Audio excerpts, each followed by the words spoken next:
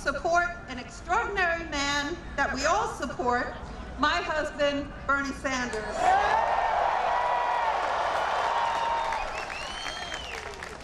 As I look about this incredible crowd, a huge crowd, I see people from every single background. Apropos for the melting pot we call New York, most of our ancestors came here, ours came from New York, but they came to America to find a better life. Mine came from Ireland to escape famine and poverty, and Bernie's came from Poland to escape anti-Semitism and poverty. They all believed they could create a better life for future generations here in America, and they could. But over the last 40 years, that promise has been eroding, and Bernie plans to change all that. Improving the quality of life for all Americans and building a country based on fairness, compassion, and justice is at the core of Bernie's message. I'm here to tell you Bernie's back, and he's...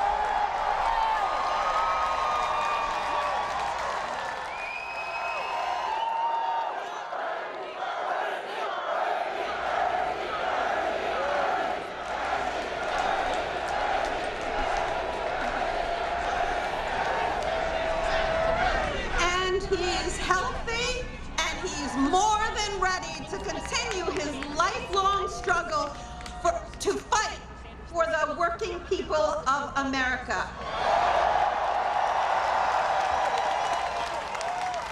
Now, you'll be hearing from some extraordinary people today, and nobody has embodied the agenda that Bernie is fighting for more than Oscar award-winning filmmaker and best-selling author Michael Moore.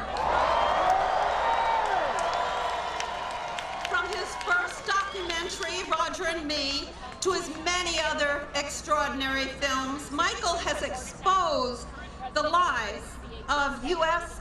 domestic and foreign policy, the cruelty of our dysfunctional healthcare system, and debunked the excesses of capitalism.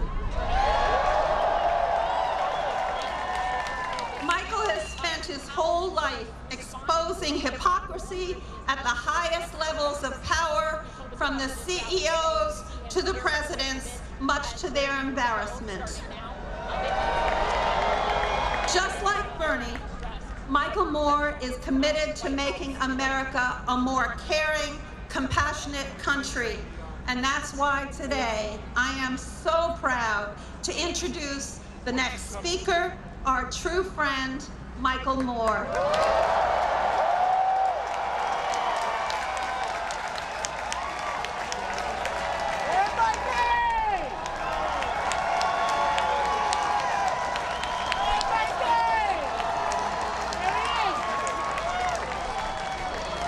Thank you.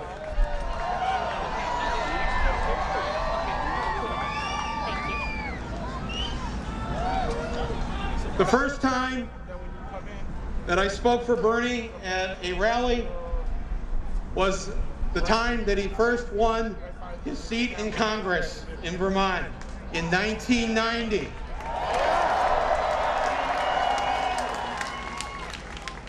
It was, he had called me. They were trying to find celebrities so that there could be a big crowd, but this was just a few months after my first film, and nobody really knew who I was.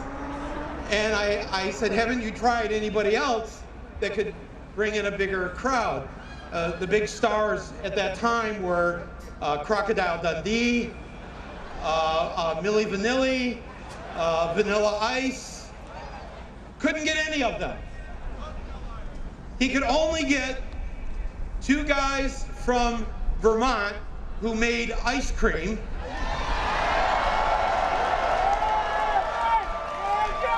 Right. And one guy from Michigan who ate ice cream. That was the extent of the rally. But it was amazing that day thinking about how is a Democratic Socialist going to get elected in Vermont. It seemed like an impossible task.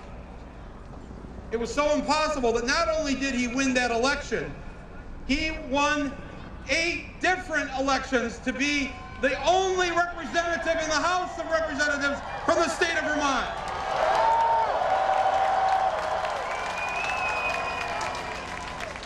And after that, he became the senator from Vermont.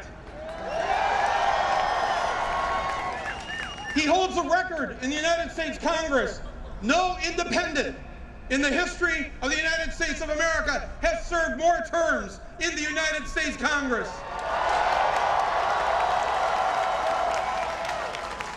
I remember asking Bernie back then, what exactly is a Democratic Socialist?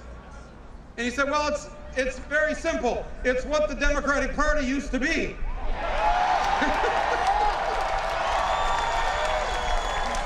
It's what Franklin Roosevelt did. He said to me, what it means, Mike, is that everyone gets a seat at the table. And everyone gets a slice of the pie. Not just one person taking 9 slices and letting everybody else fight for the crumbs of the last slice. He said it means that we need not just democracy in our electoral politics, we need a democratic economy, an economy that you and I control. That's what it means. Focus on the democratic part of democratic socialism. I said, so it means essentially that the last shall be first and the first shall be last. He said, yes, that's it. It started there. And here we are now. Today, look at this. Look at this. Amazing. Amazing.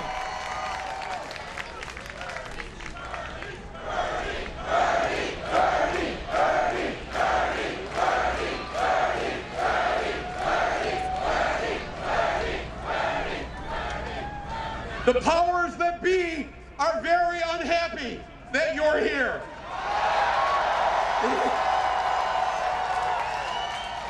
They're very unhappy that Bernie is back.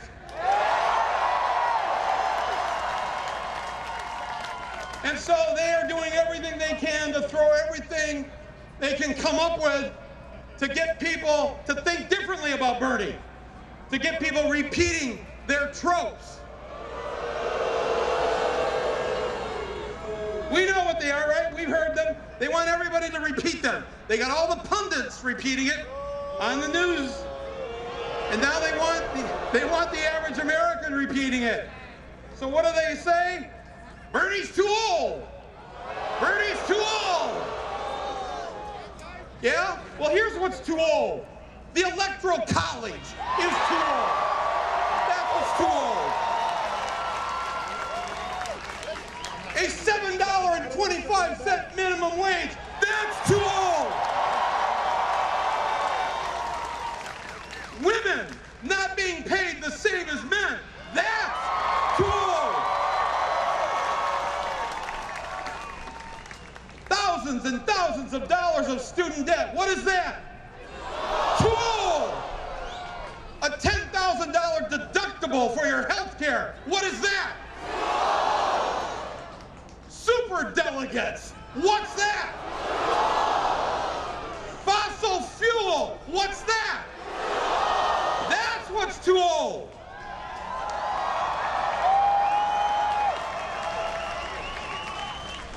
It's actually a gift that we have a 78-year-old American running for president of the United States. And you know why that's a gift? What has a 78-year-old seen Bernie has seen the things many of us have never seen. A pay raise. How about that? A 78-year-old knows what a pay raise is. A 78-year-old knows what a pension is. Pensions, remember? Look it up. A 78-year-old knows what it looks like to defeat fascism and white supremacy. A 78-year-old knows what it looks like to have your library open every single day of the week. A 78-year-old knows what regulations are, Boeing.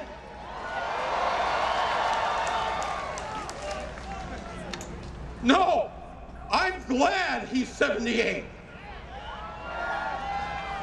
And we will benefit from his wisdom and his experience and his knowledge and his love for the American people. The next thing they say is, well, what about Bernie's health? What about his health?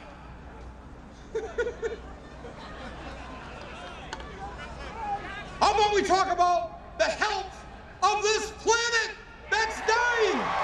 That's the health I care about.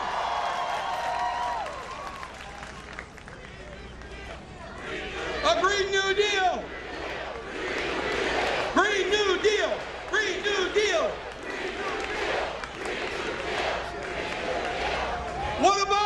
What about the health of the kids in Flint, Michigan? What about that health? Talk about that on cable news. What about the health of 40 million people who live in poverty? What about the health of the young black male who's shot in the back by the police? What about that health?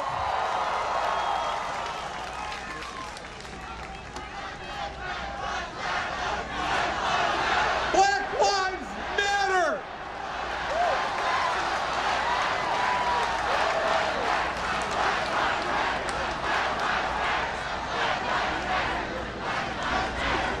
The only heart attack we should be talking about is the one Wall Street is going to have when Bernie Sanders is president of the United States.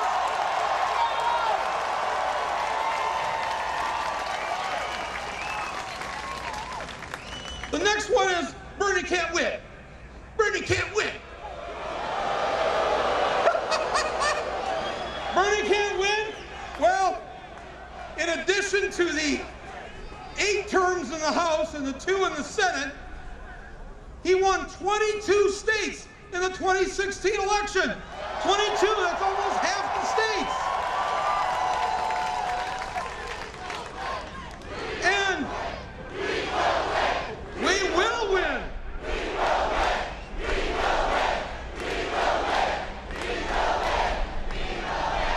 In 2016, let me just make this clear. In 2016, Bernie won Michigan. Bernie won Michigan. Bernie won Wisconsin. Bernie won Minnesota. In fact, Bernie won, up where I live, Bernie won of the 11 states that border Canada, Bernie won 10 of them. 10 of the 11. Of the five states, what was the 11th? What was the one state he didn't win? Sadly, you're standing in it. We can fix that. We can fix that. Come on, New York. There it is.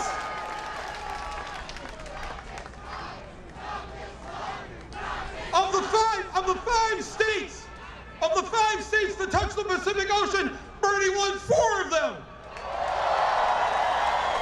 Of the 6 states of New England, Bernie won 4 of those. Well, Mike, what about the South? What about the South? Bernie won West Virginia. And not just some of West Virginia, Bernie won all 55 counties in West Virginia. And where are we at today with Bernie? According to the polls here in the last month, he's been #1 in Nevada. He is in a dead heat, tied or nearly tied in Iowa. The last poll in September, he was #1 in New Hampshire. That's where Bernie's at. He's raised more money than anybody else from more donors with the smallest of contributions.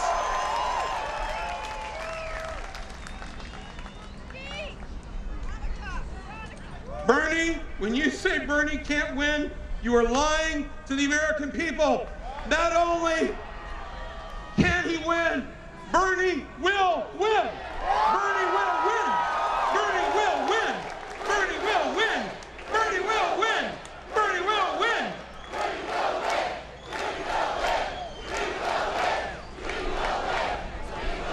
And finally, people say he can't win because, well, you know, Bernie's a socialist. That's not going to fly. But yeah, here, when they say that on TV, they should always say, and the American people have loved socialism for the last 70 years. The American people love their Social Security. The American people love having a free public school.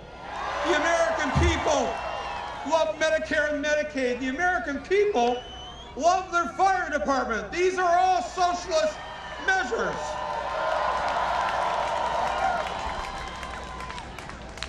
You know, what they don't really want to do is tell you the truth.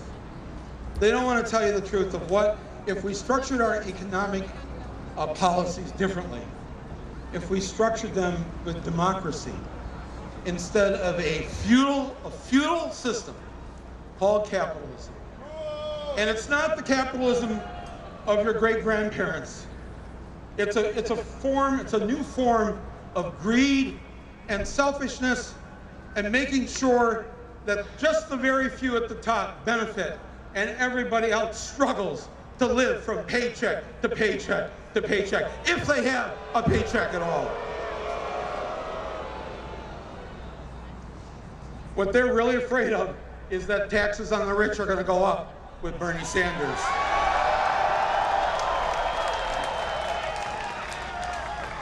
And when they explain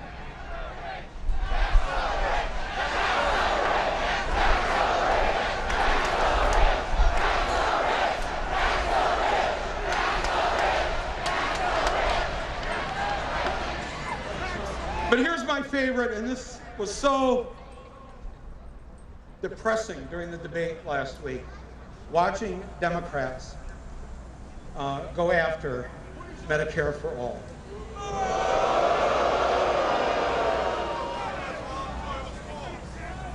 What would Franklin Roosevelt say about these Democrats? We can't afford it. We can't afford it. We can't afford Medicare for all. Oh, really? Well, somebody explain to me, how does Canada afford it? I mean, no offense to Canada, but where are they getting all that money for all the free health care? What do Canadians sell that gets them all that money for all that free? You know, the Kit Kat bar. The Kit Kat bar is a Canadian invention. Maple syrup. Yeah, that's it. The Canadians sell so much maple syrup, everybody gets free health care. It's embarrassing that if the Canadians have figured it out, if every other industrialized country on this planet has figured it out, why are we unable to figure it out? That's because they don't want us to figure it out. They don't want it to happen.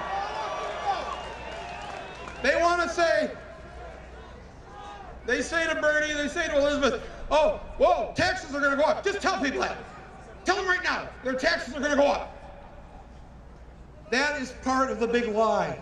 Your taxes are already up. And I'll tell you why. Here's the difference. We don't call it a tax in the United States.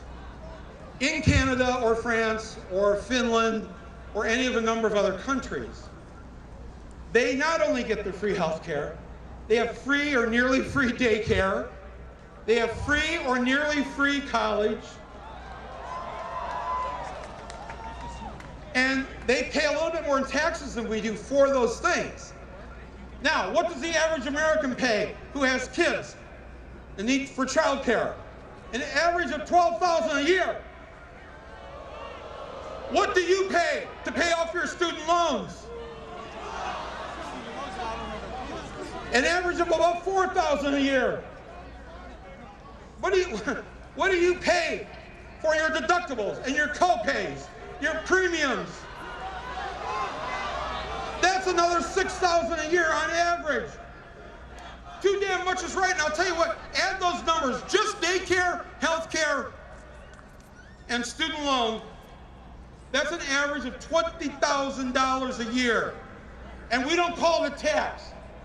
They pay a little bit more tax in these countries. They get all those things for free or nearly free.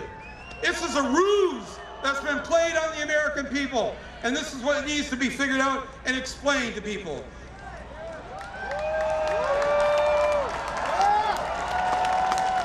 I just noticed there was a honeybee just flying around the podium right now. And how sad it is, how rare it is that you see a honeybee these days.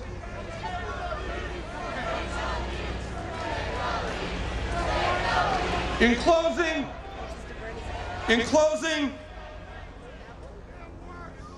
I love the fact that we're here in Queensbridge Park. Because behind you on that island in Manhattan is the headquarters of corporate America. On that island behind you, that is the headquarters of corporate media. On that island behind you is the headquarters of Wall Street. So much misery has been visited upon the American people from a half a mile away from us. This has to stop. They have to hear this. They have to hear you across the river. Goldman Sachs, can you hear us?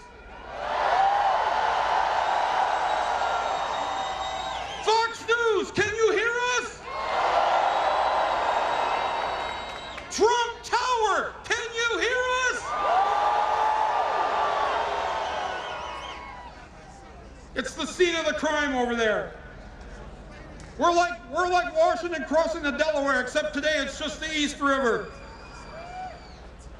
But like Bernie says, this is not just about defeating Trump. This is about defeating that which gave us Trump, the rotten system that gave us Donald Trump. That's got to go. And the polls will show you that there's 4 or 5 Democrats. Consistently, it shows head-to-head can beat Trump. But beating him isn't enough. Hillary beat him. It's not enough. We need to not only crush Trump at the polls, afterwards, we need to fix this rotten, corrupt economic system that gave us Donald Trump and everything else we're dealing with. I am proud today to offer my endorsement of Senator Bernie Sanders.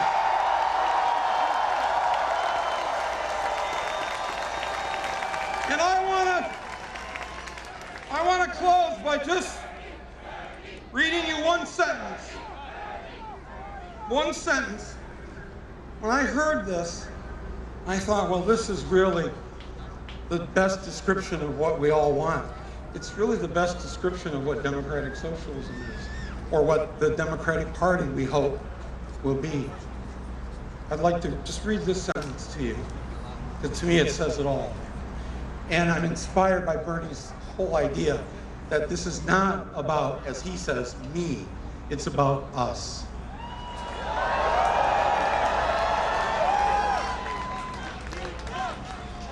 This is the sentence that best describes this. Listen to these words. We, the people,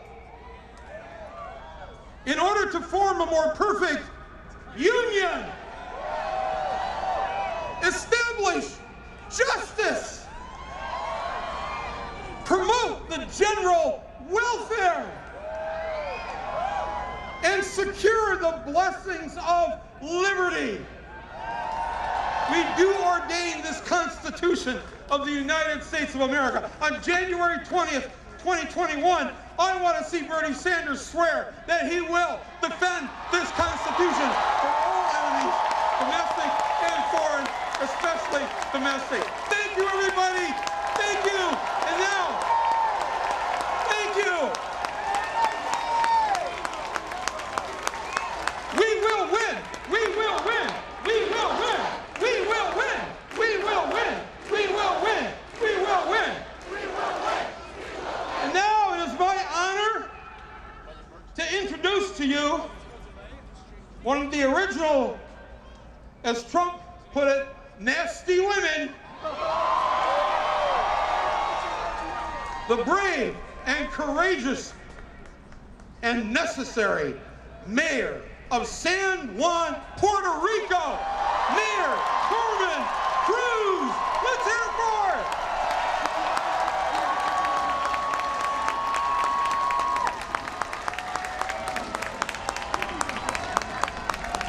Hello, New York!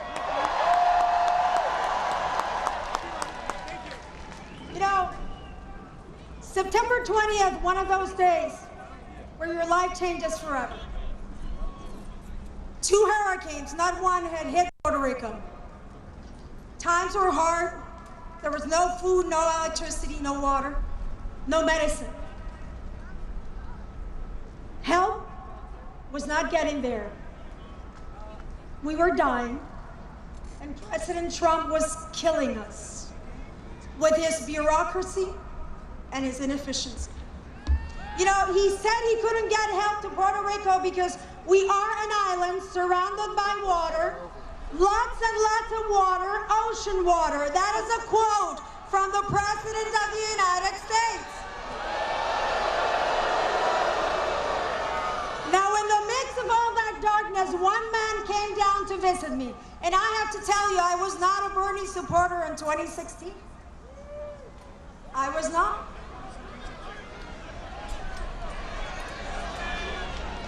But I started feeling the burn when he came down to the city of San Juan, Puerto Rico. No cameras, no show. Just a man with a big heart, with a lot of passion and a lot of compassion. And he won me over. He won me over because Bernie is consistent, he is courageous, and he is committed to changing the lives of each and every one of us. Now, I know we will win. We will win. But more, come on and say it, come on.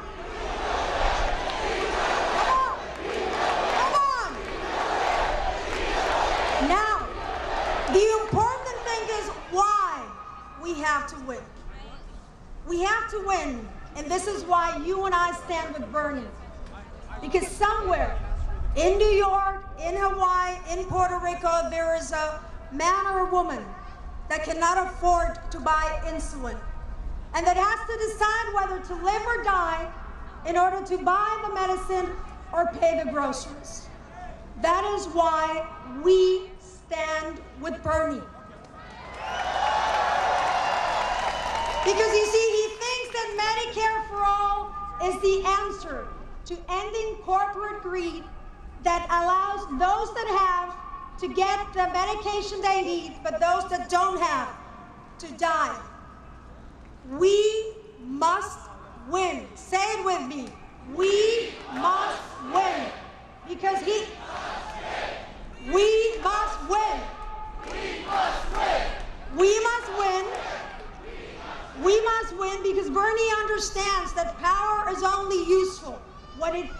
all us together.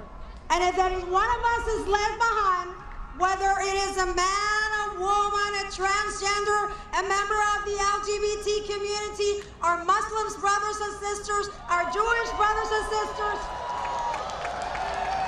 we are all in this together. That's why we must win.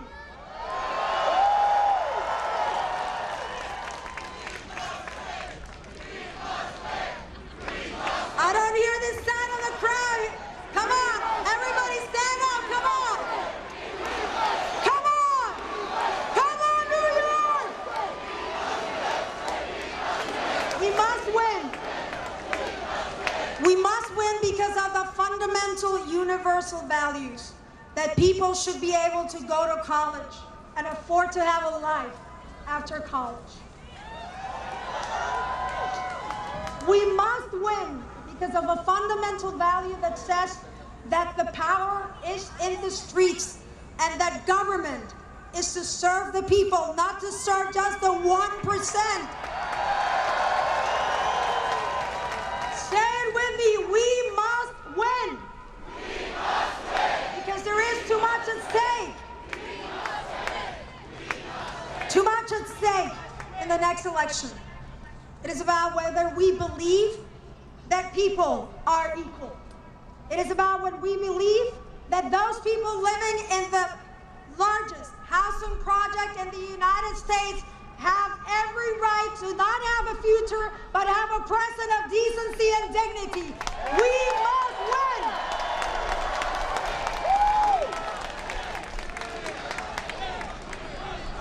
But we also must win. Porque es importante. Porque es importante que sepamos que sí se puede. Sí se puede. Sí se puede.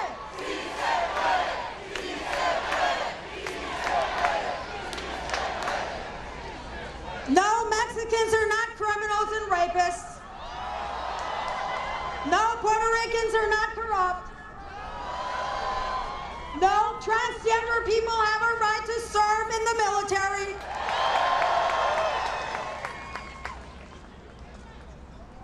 Trans rights are human rights. Women's rights are human rights. Afro-American rights are everybody's rights. We are all one and together in a universal agenda that really, really makes us be uncompromising. I love it whenever Bernie says this one thing. And if you can detect it, say it with me. Let me be absolutely. You've heard him say that, right? Say it with me. Let me be. Yes, we will stand against those that make $100 million an hour and pay their workers starving wages. Yes, we will stand against those that want to take away the woman's right to choose. And yes, we will stand against the terrible crime of separating families on the southern part of the border of the United States. We must win to end family separations. We must win to ensure that everyone, anywhere, it doesn't matter what the color of their skin or the religion that they profess, it doesn't matter. And we must win in order to take on climate change. Look, I can't hear you. Trump can't hear you. I'm just going to take a few more minutes of your time. Look, I don't know. I'm no climate change expert. I am a climate change survivor.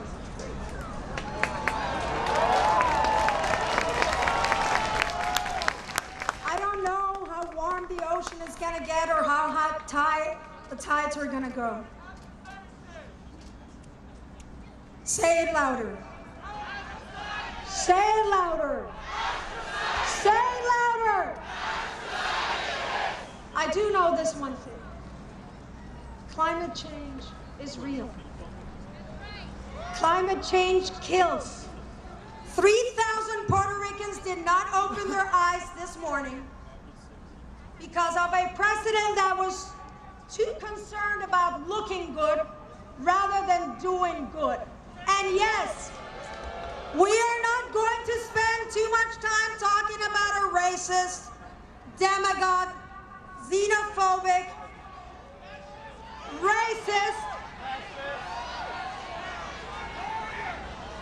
paper-throwing president.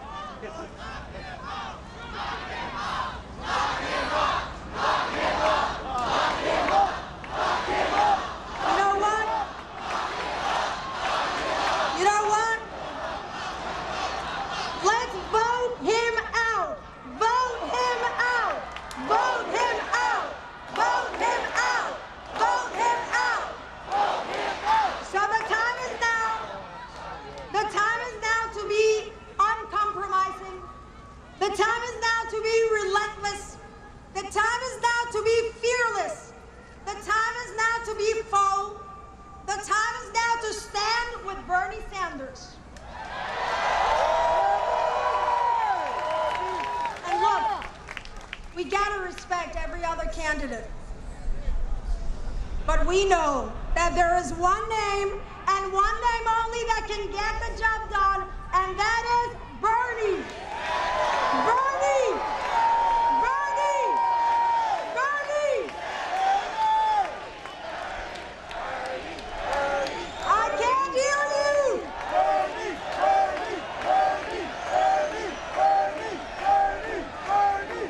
Una última cosa.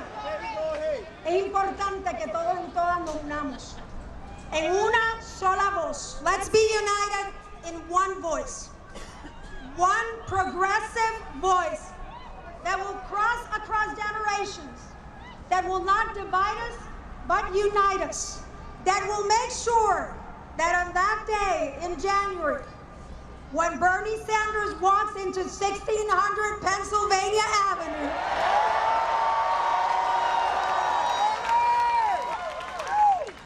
it is the real values, the real humanity, the real compassion, and the unrelentless, no middle ground, no baby steps, but bold moves that will move this country forward.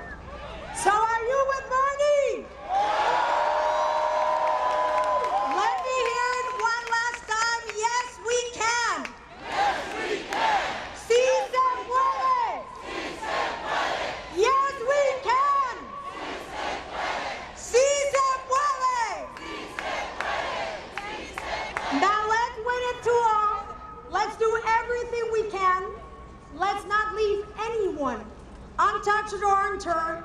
Let's just move forward in a path of a progressive agenda that will make sure that we all understand that we are equals, that no life is worth more than another, que todos somos iguales. Todos somos iguales. So we will win and we must win. We will win. We must win. We will win. We must win. I can't hear you. We must win. Louder. We will win. We must win. Thank you, New York.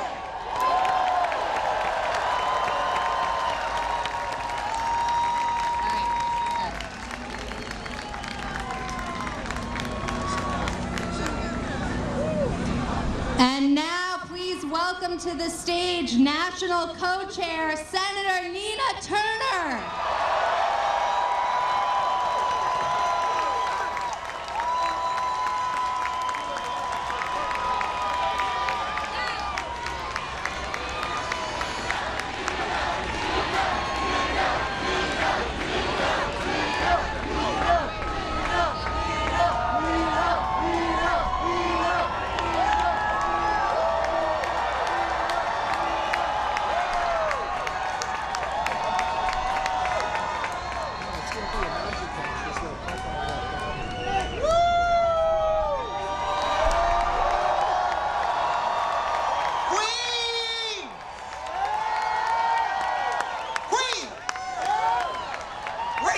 baby, where you at?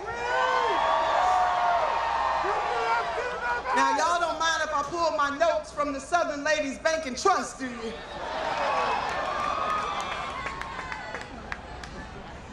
Oh my God, can I just say that? Queens, where you at?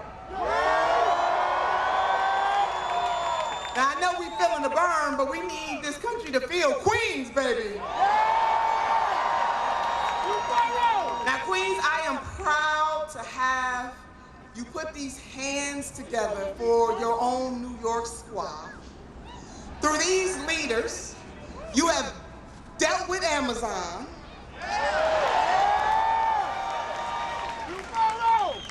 You've dealt with the nationwide airport protests after Trump's Muslim ban. You pushed the needle for progressive district attorneys like Tiffany Cameron. Hello, somebody.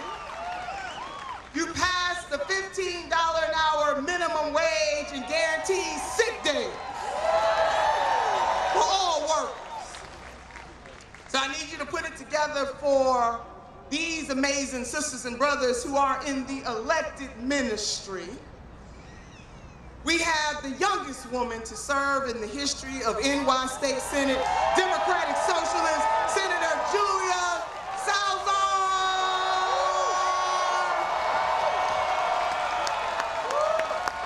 Hello, somebody.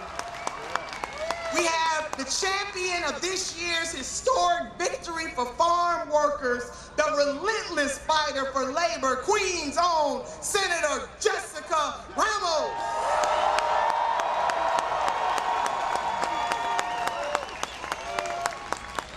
Queens original, the powerful and bold senator who like his name twin, is leading the fight for a public bank and economic justice, Senator James Sanders.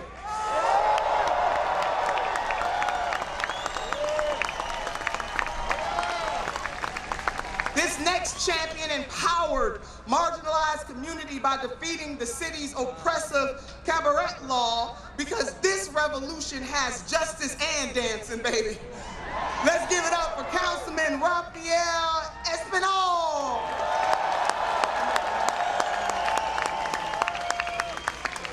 The champion of the New York State Dream Act and Boogie Down Bronx, Senator Louis Sepulveda.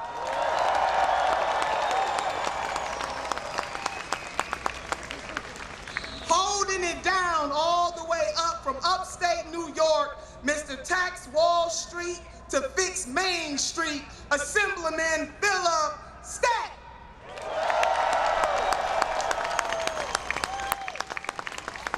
Your own homegrown Queens wonderful, fighting on behalf of dreamers, seniors, and an economy that works for all New Yorkers, Assembly Member Ron Kim.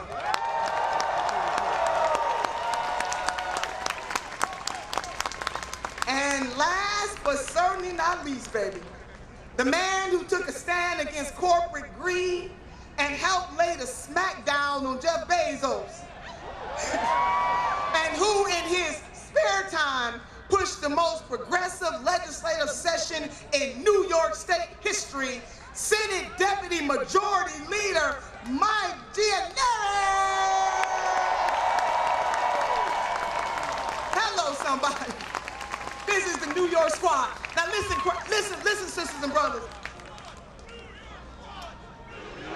All right, the New York squad.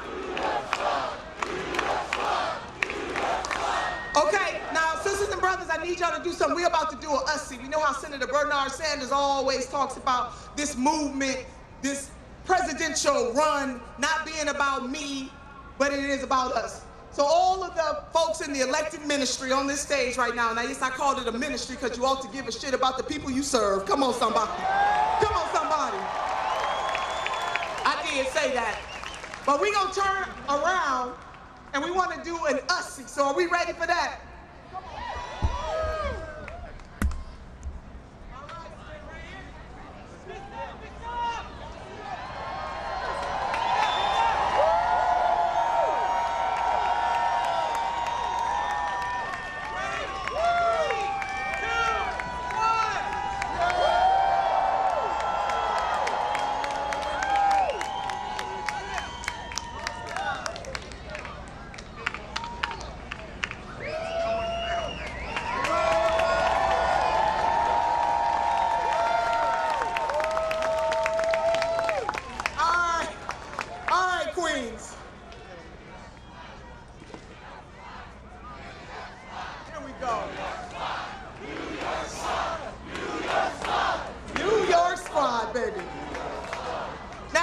I just say something, Queens? On my way in, and I was on the train, I was listening to another New Yorker, and I should have brought my phone up so I could play, so you could hear him for himself. When I was thinking about Senator Bernard Sanders and all that he has been through, and the fact that his first major rally with the people is in Queens. I was thinking about a brother by the name of LL Cool J. Can I just quote some of these words, and don't y'all hold it against me? But the song, don't call it a comeback. I've been here for years. Come on now. They talk about Senator Sanders is back, baby. He's been here. Don't call this a regular jam. I'm gonna rock this land, this world, and take it by storm. That's Senator Bernard Sanders. Brother L also saying, I'm just getting warm. How many of you feel the burn, baby? Now here's the most important part. I'm gonna knock you out. Mama said knock you out. Senator Bernie Sanders is gonna knock out the special interests in D.C. He gonna knock out that multi-billionaire class that does not believe that the workaday people of this country deserve a good life. So not only does Mama say knock them out, the people say knock them out. Come on, Queens. Now don't y'all hold that against me now. I tried. Knock them out. So now, my foundation comes from Congresswoman Barbara Jordan. And she said these words. She was a congresswoman from Texas. She said, what the people want is very simple. They want an America as good as its promise. That's it, and that's all. So we're looking for an America where folks don't die because they got to ration out their insulin. We are looking for an America where hospitals are not closing. Hello, Hahnemann in Philadelphia. And hospitals are closing all over this country, particularly in rural areas. What the people want is very simple. We want clean water, clean air, and clean food. That's it, and that's all. We also want, finally, to have a justice system that doesn't gun down black folks in their house.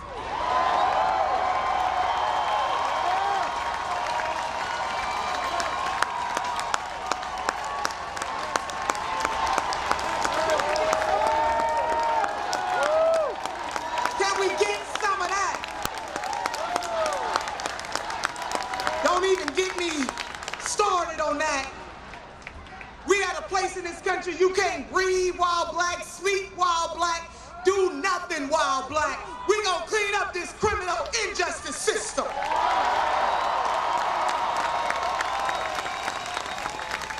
What the people want is very simple.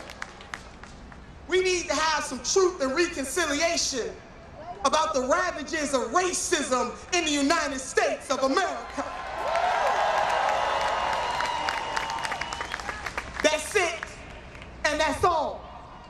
What the people want is very simple.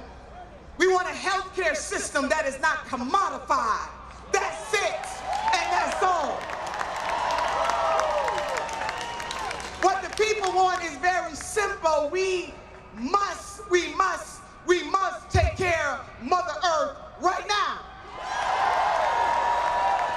That's it, and that's all.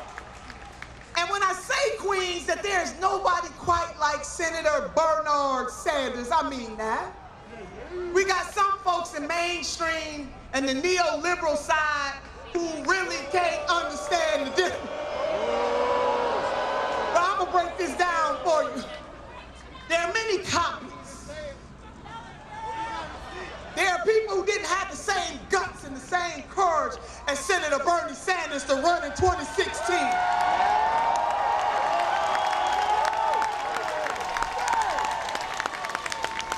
There are some people who sat on the sideline when it was hard. There was only one person who stood up to the establishment, and his name is Bernard Sanders. So, oh yeah, we got a lot of copies. There's only one candidate in 2016 who told the multi-millionaires and billionaires in this country, keep your money, I'll raise my money with the people.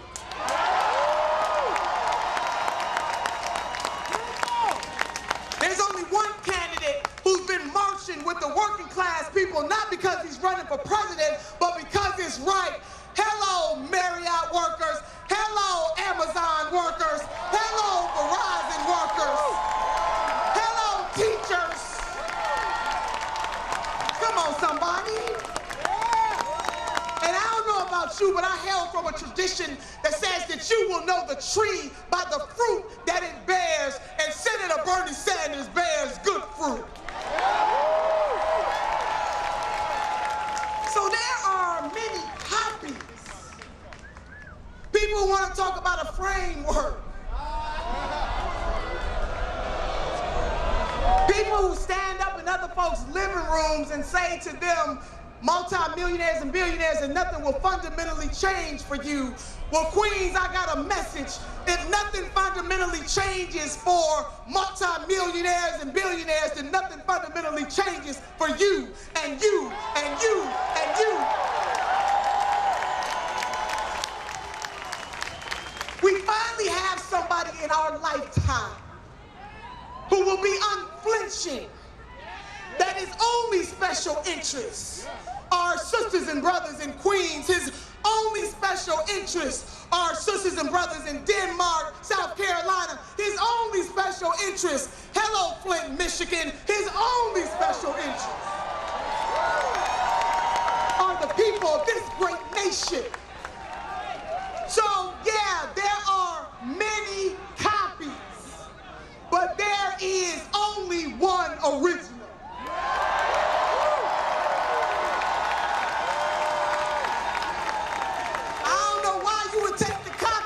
When you can have the original. He didn't vote to give President Trump more money for wars. Hello, somebody. He voted against these rotten trade deals that steal wealth from our community. There is only one Senator Bernard Sanders, so let the record reflect that there is only one, just in case folks don't understand that. Being similar is not being the same. Come on, somebody.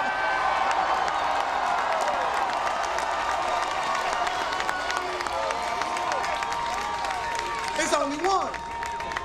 It's only one. There's only one. It's only one.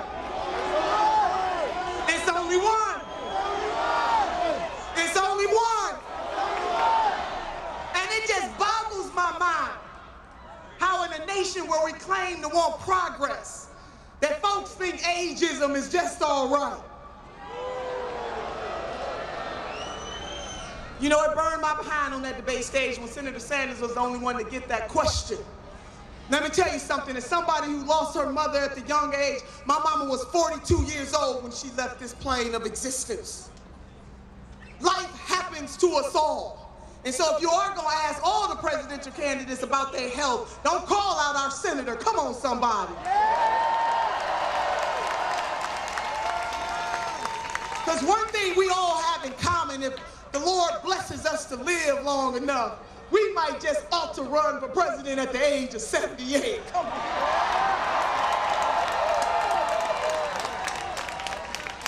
So memo to the mainstream media, memo to the haters, hashtag Bernie is back.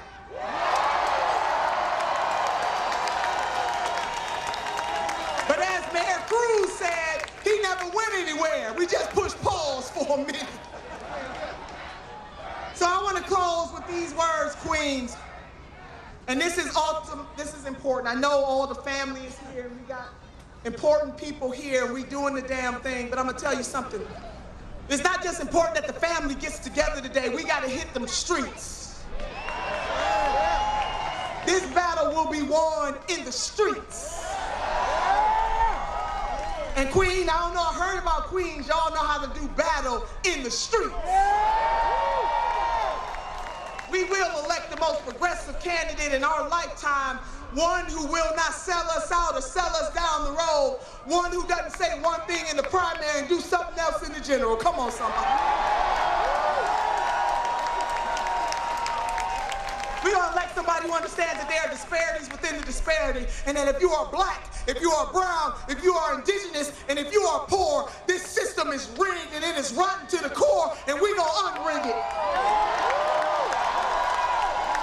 That's it. And that's all. So we need you to sign up your friends, sign up for helping this campaign, and we are going to make history when Senator Bernard Sanders is sworn into office. So let me close with this. I need you guys to do something for me, and I ask this all over this country, because this is real. I love you too, baby. This is love. This is love. And I do want to say that I am mad as hell, and I know I'm a black woman, last time I checked. And I know sometimes people talk about the angry black woman, but I'm gonna tell you something. If you ain't mad as a mofo about what's going on here, something is wrong with you.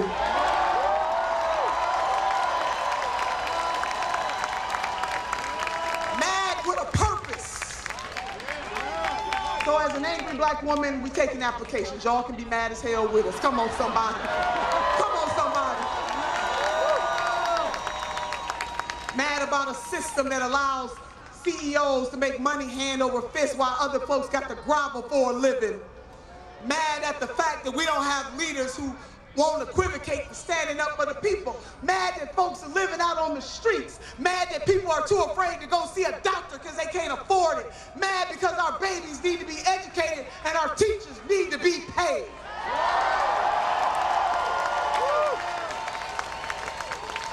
But we're going to get glad because we're going to use this energy and this synergy that we have to help Senator Bernard Sanders make it to the White House. And baby, when we get to the White House, y'all ready for that?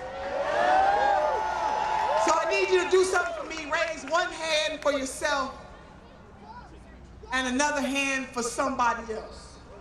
Dr. Maya Angelou once said that we got to have the courage to stand up for ourselves and then the courage to stand up for somebody else. And with these hands, we will have Medicare-for-all.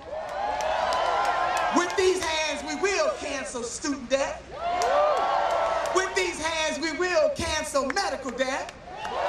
With these hands, we will make an investment on Main Street and tell Wall Street to go straight to hell.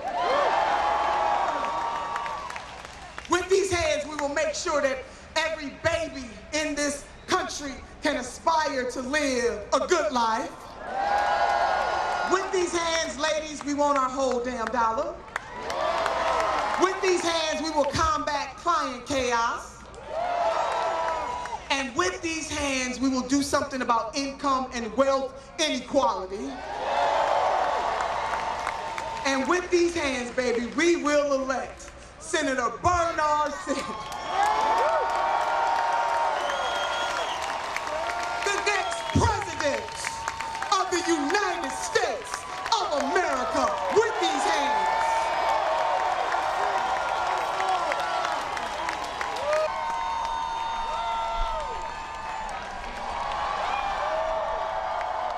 Holy cow! What's up, New York City? Let me ask you again.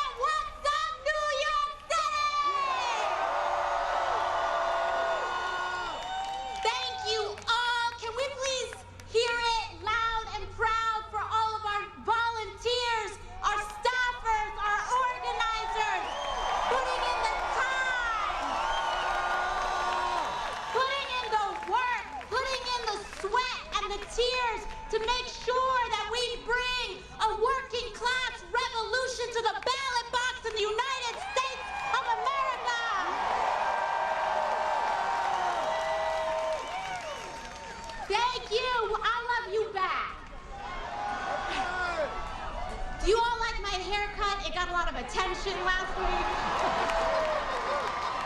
Damn. Thank you, New York City. Thank you, Queens. Thank you, Queensbridge. Let's acknowledge the ground that we are on, which is the point of zero. This is the ground zero for the fight for public housing and fully funded, dignified housing in the United States of America.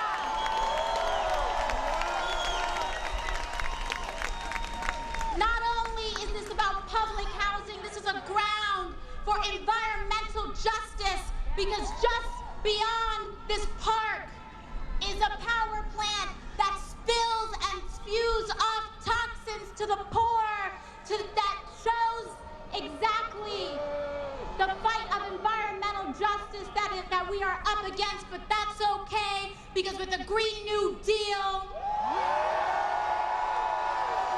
we are gonna center frontline communities, center working class communities, center communities of color, indigenous wisdom to transform our future, take it back, and preserve our planet.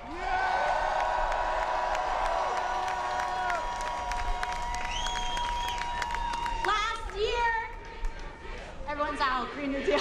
Green New Deal! Green New Deal! Green New Deal! Green New Deal! Green New Deal! Last February, I would tell everyone to turn around, but there's a lot in our way, but last February, I was working as a waitress in downtown Manhattan at a taqueria. I worked shoulder to shoulder with undocumented workers who often worked harder and hardest for the least amount of money. I was on my feet working 12-hour days with no structured breaks. I didn't have health care. I wasn't being paid a living wage. And I didn't think that I deserved any of those things. Because that is the script that we tell working people here and all over this country, that your inherent worth and value as a human being is dependent on an income that another person decided to underpay us. But what we're here to do is to turn around that very basic logic. It wasn't until I heard of a man by the name of Bernie Sanders that I began to question and assert and recognize my inherent value as a human being that deserves health care, housing, education, and a living wage.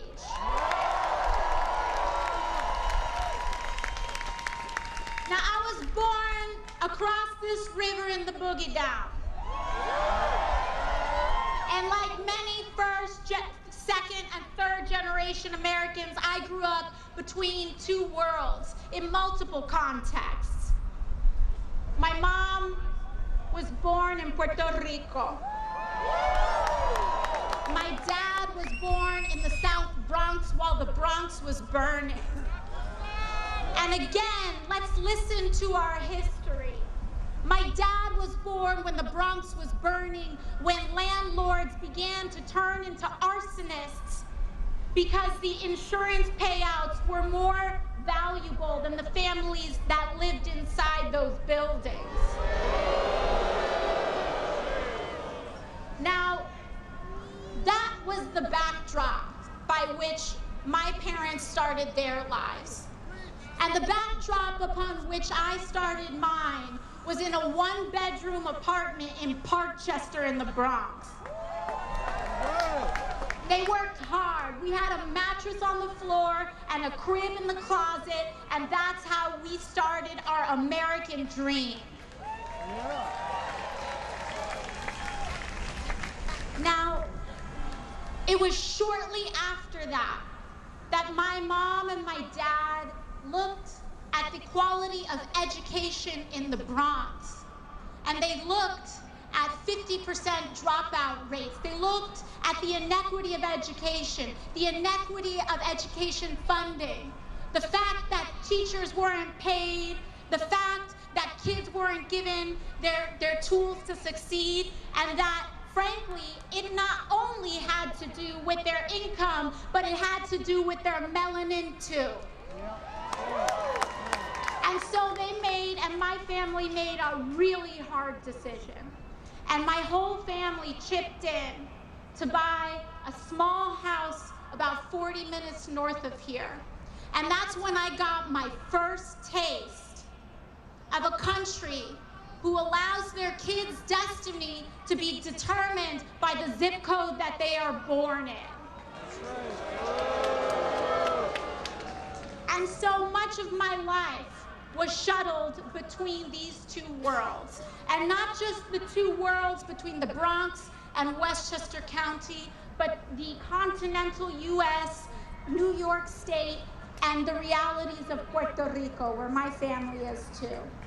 And we saw the distinctions between these two worlds. I grew up where income inequality was an ingrained fact of life of my childhood. And it took everything in us to try to give that next generation a chance. When I was 18, my dad died of cancer. And all of the work that we did in a generation like that was wiped out. And I know that that story isn't just mine. It's all of our story. We are all always, it feels like just one accident away from everything falling apart. And we have to change the fundamental logic of a system and a politics that puts corporate profit ahead of all human and planetary costs.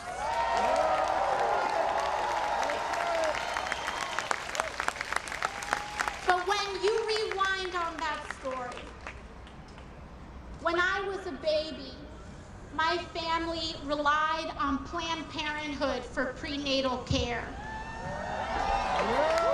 Then Bernie Sanders fought for me.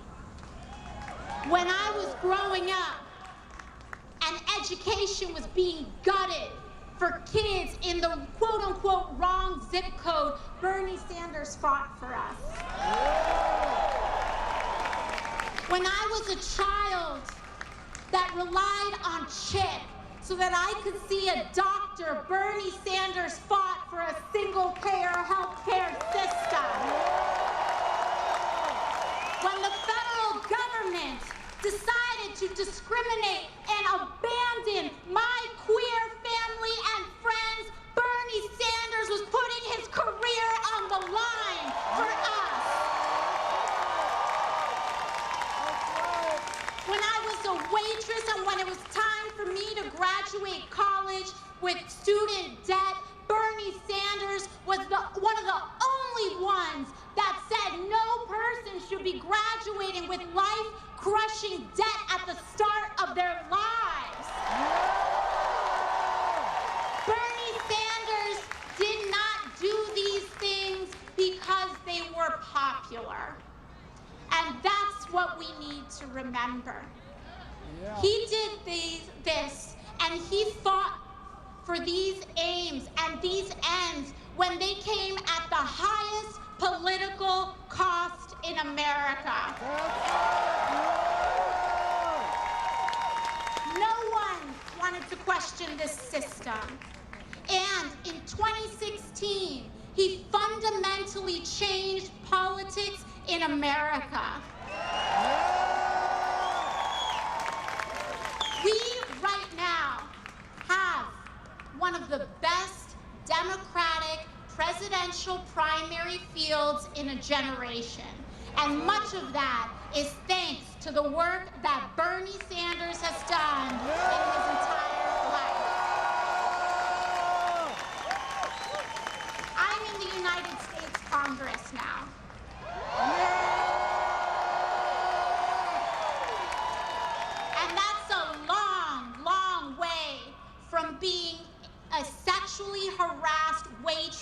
in downtown Manhattan 1 year ago. That's right. However, in this new historic freshman congressional class, an overwhelming amount of them now reject corporate PAC money. That's thanks to Bernie. An enormous amount of the House of Representatives endorse Medicare-for-all. That's thanks to Bernie. More people now than ever recognize the climate crisis as an existential threat, but also our greatest economic opportunity, and that's thanks not just to the climate work of Bernie Sanders, but the climate activists that are part of mass movement politics in the United States.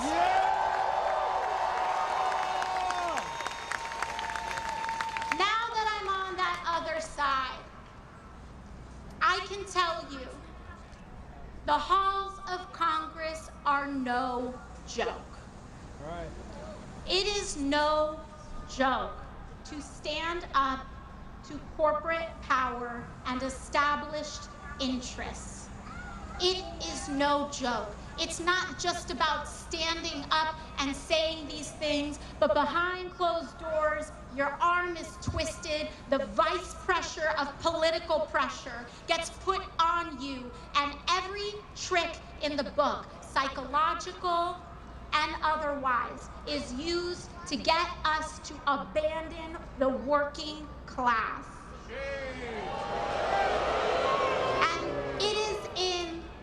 And it has been in that experience over the last 9 months that I have grown to appreciate the enormous, consistent, and non-stop advocacy of Senator Bernie Sanders.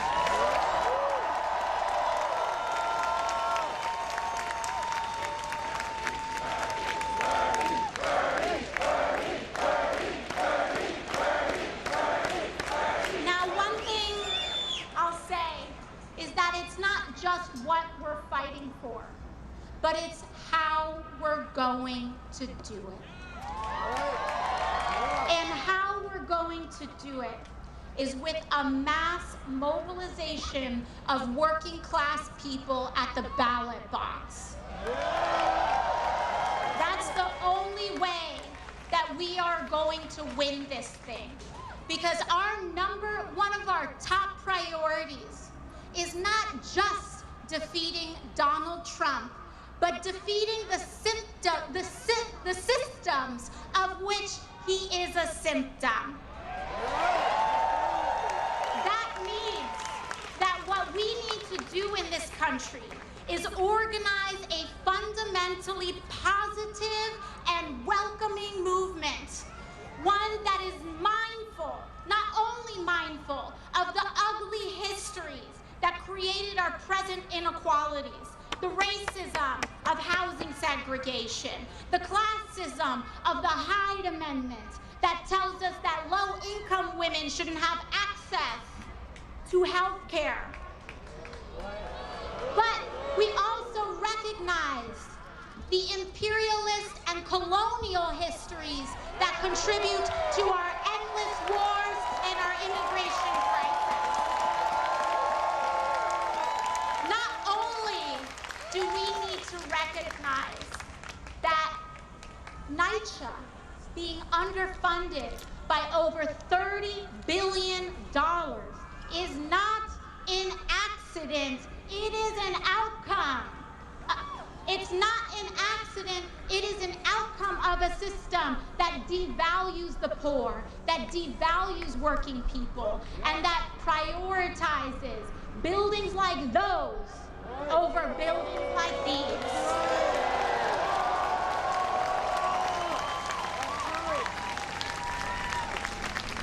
And so, not only must we recognize what is broken, and that has resulted in why we're here, but we need to recognize the principles that will drive us forward. Because the logic that got us into this mess is not gonna get us out. So we need to build a mass movement in America centered on the working class, the poor, the middle class, one that is actively anti-racist, that is rooted in principles of universality. Everybody has a right to health care. Everybody has a right to an education. One that is rooted in principles of cooperation, that is participatory, that combats not only racism, but misogyny, anti-queer discrimination. We have to actively center those principles to drive us forward, because the future and our future is in public systems, and it's publicly owned systems, because we need to take power over our lives again. I don't know about you, but I don't want Mark Zuckerberg making decisions over my life. I don't know about you, but the Waltons have already been making decisions over our lives, and what we got was nothing. We need a United States that really, truly, and authentically is operated, owned, and decided by working and all people in the United States of America. That is what it is: multiracial, multi-gendered, multi-generational, and multi-geographic. We have to come together, not ignoring our differences, but listening to them, prioritizing them, understanding injustice, understanding that we operate in a context where slavery evolved into Jim Crow, evolved into a mass incarceration, evolved into the realities we have today. And so with that, I'm proud to say that the only reason that I had any hope in launching a long-shot campaign for Congress is because Bernie Sanders proved that you can run a grassroots campaign and win in an America where we almost thought it wasn't possible.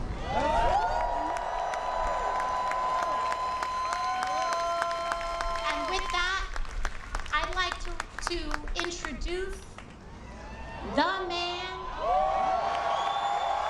the ally. I call him Theo Bernie. Maybe to my goddaughter, he's Willow. Maybe to some others, he's brother. But he's my Theo Bernie Sanders.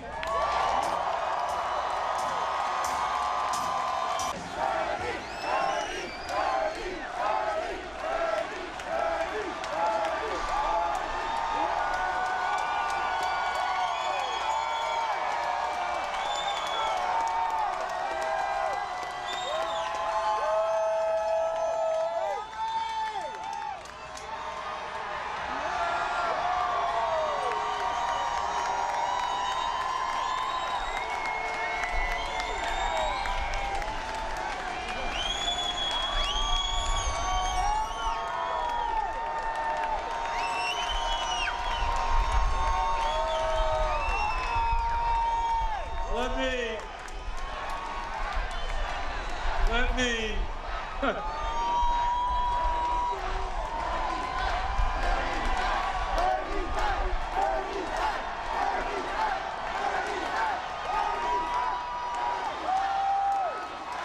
Thank you. Let me begin by making an apology.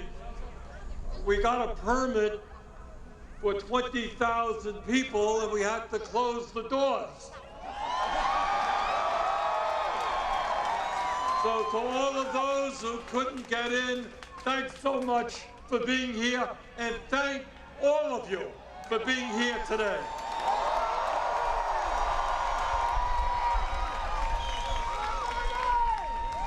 look at this huge crowd,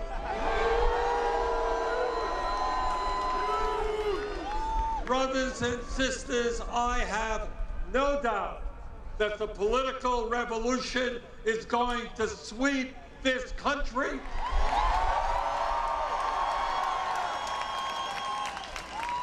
Sweep Donald Trump out of office. And bring the change that this country has long needed. Thank you all for being here.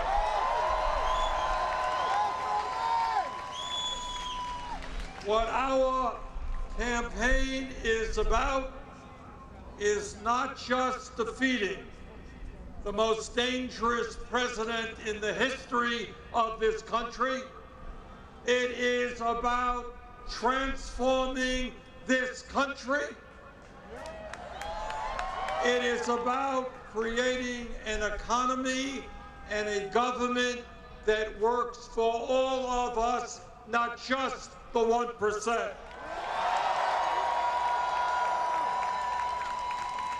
For 45 years, there has been a class war waged against the working families of this country by the billionaire class and the corporate elite. Well, we got some bad news for them. Things are going to change, and we're going to have a government of working people, not the 1%.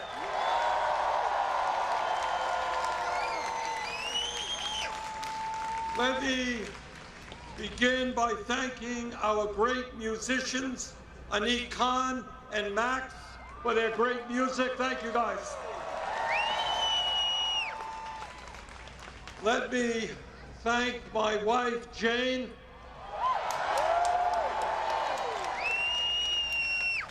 whose father was a cab driver from Brooklyn, and who is going to make an outstanding First Lady for our country.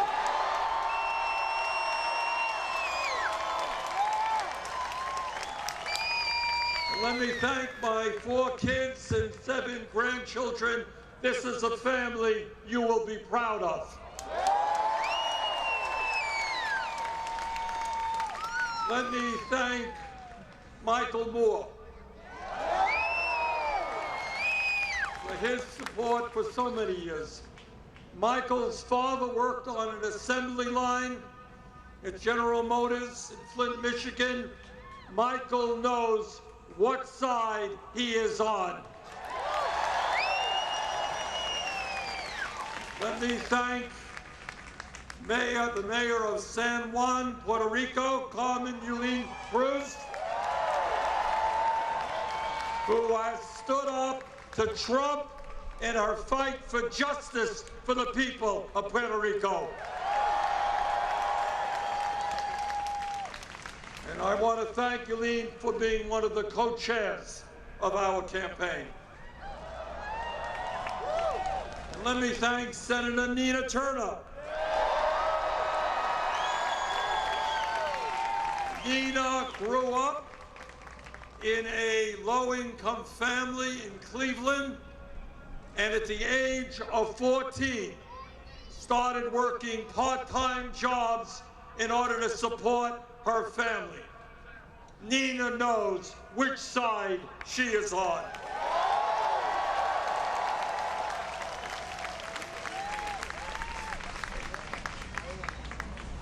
And let me thank Congresswoman Alexandria Ocasio-Cortez.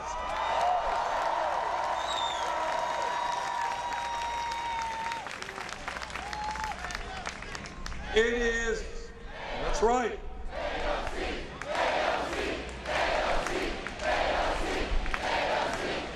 It is, I've been around politics a few years. And it is hard to believe the degree to which in less than 1 year, this woman, the youngest woman ever elected to Congress, it is hard to believe the degree to which she has transformed politics in America. Coming from a struggling family from Puerto Rico, she has been a fierce defender of the working class of our country. She has taken on the greed of Wall Street with legislation to put a cap on interest rates. She has been a leader in the fight against gentrification, for rent control, for affordable housing, and all within 1 year. She has electrified this country when she introduced the concept of the Green New Deal.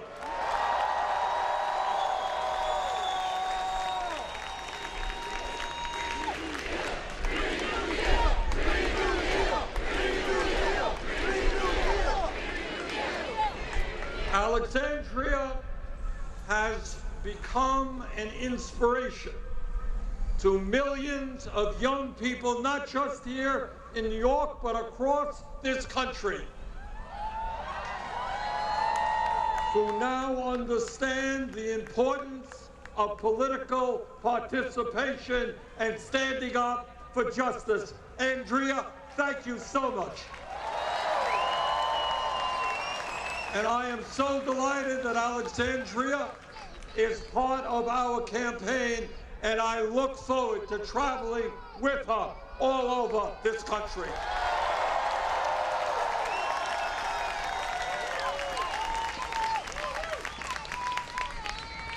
Let me also, on a personal note, take this opportunity to thank the many people across this nation who, in my time of illness, sent me and my family their prayers and well wishes and their love.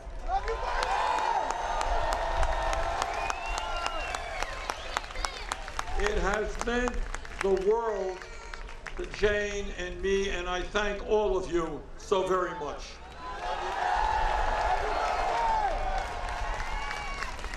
And along with the great medical care that I received, I am happy to report to you that I am more than ready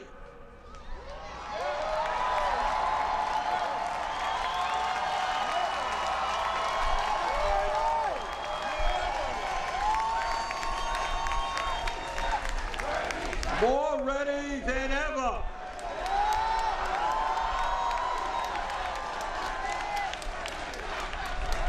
to carry on with you the epic struggle that we face today. I am more than ready to assume the office of President of the United States.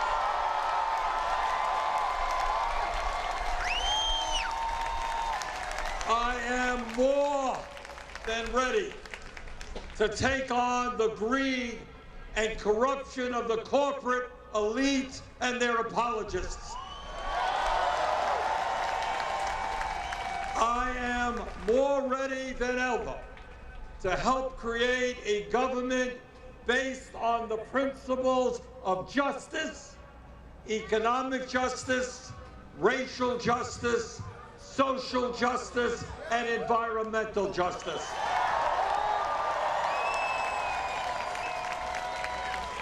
To put it bluntly, I am back.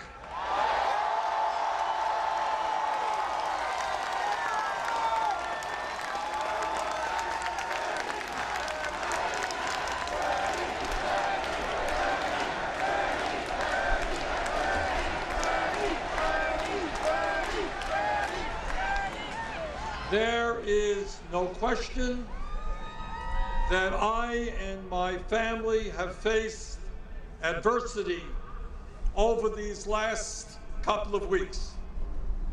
But the untold story is that people everywhere in this country, in the wealthiest nation in the history of the world, are facing their own adversities.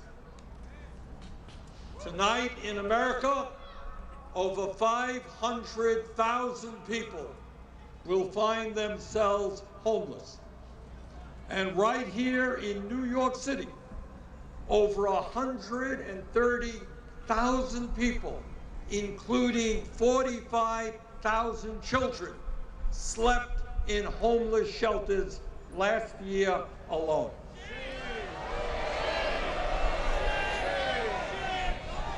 Today in America, half of our population, 50% of our people, the working class of this country, is living paycheck to paycheck, struggling to pay their rents, their mortgages, their light bill, or fix their car. Dealing with the incredible stress of struggling to just stay alive and feed their families. That is adversity. Today in America, 87 million of our people are uninsured or underinsured, unable to go to the doctor when they get sick,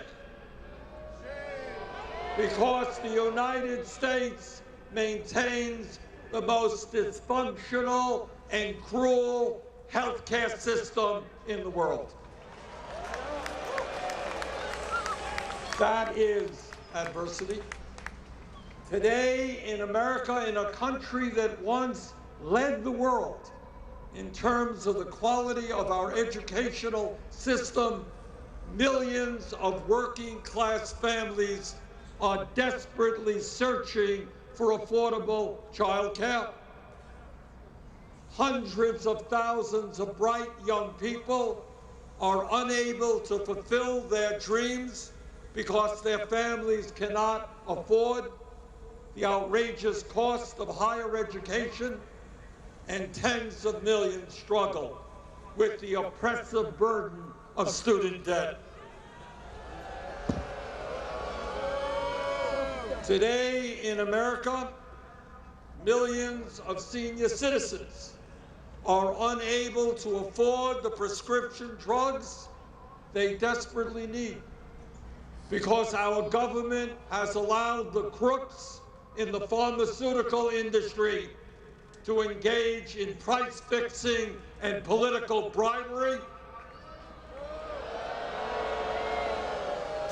while at the same time Trump and the Republicans are desirous of cutting Medicare, Medicaid, and Social Security for our seniors.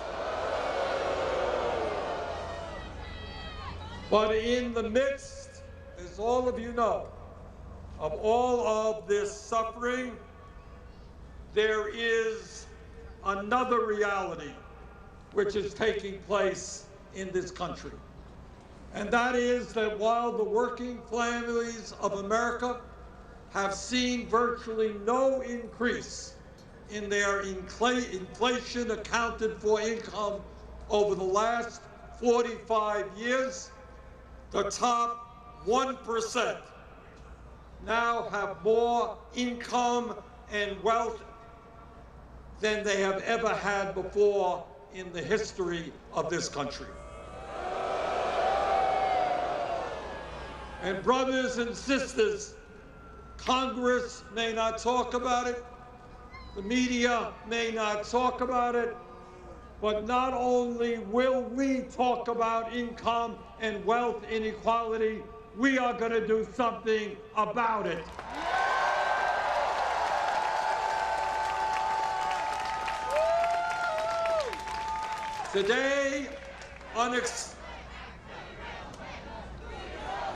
Damn right we're gonna win.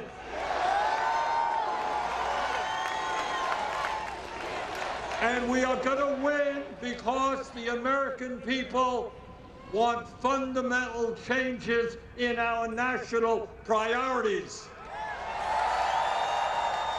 They are tired of the 1% getting richer while they are struggling to put food on the table. That's why we're gonna win. Today, unbelievably, while we have the highest rate of childhood poverty of almost any major country on earth, 25 hedge fund managers make twice as much money as all of the kindergarten teachers in America.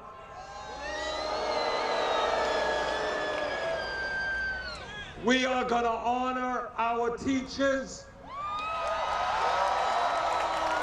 not the hedge fund managers, and that is going to change under our administration. Today, the 3 wealthiest Americans own more wealth than the bottom half of American society. And the top 1% have seen their wealth increase by $21 trillion over the last 30 years. And today we say to Wall Street and the billionaire class,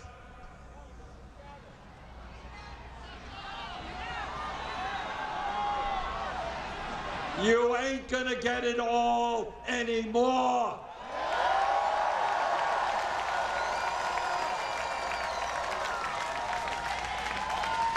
Today,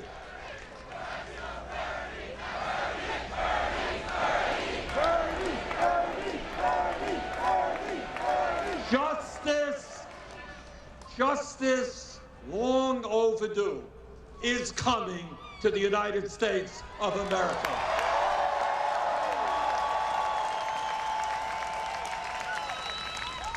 But it's not just wealth, it's income. Today, while so many people in New York State and in Vermont and all across this country are working 2 or 3 jobs to put food on the table, 49% of all new income goes to the top 1%.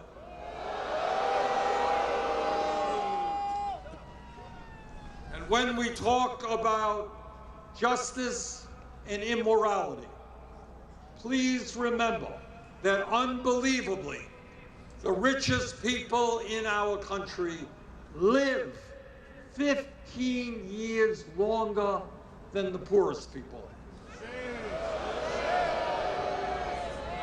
In other words, poverty is a death sentence, and we are going to end that death sentence. It is not a radical idea to say that all of our people, regardless of their income, have the right to live long and happy lives. And I must also say that in the midst of all of this massive wealth and income inequality, there is also a racial disparity within the overall disparity.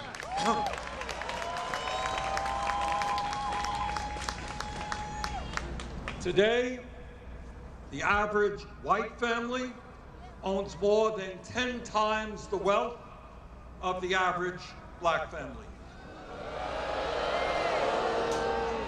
Black women are 3 times more likely to die from a pregnancy than white women. And the infant mortality rate in black communities is more than double what it is in white communities. Meanwhile, as a result of a broken and racist criminal justice system, black men are sentenced to 19% more jail time for committing the exact same crime as white men. And African Americans are jailed at more than 5 times the rate of whites. Now, that is where we are today. That's where we are. A nation in which a few miles away from here, people on Wall Street make unbelievable amounts of money and live in incredible and ostentatious luxury, while right here, across the street from us, people are struggling day after day just to survive. But it is not just here in New York City. It is also in West Virginia and Kentucky and Alabama and Mississippi and other states where people continue to work for starvation wages and are worried to death about the future their children face. And that is why we say today that in America, anyone who works 40 hours a week will not live in poverty. We're going to raise that minimum wage to a living wage, at least $15 an hour. And we're going to make sure that every worker in America has the right to join a union.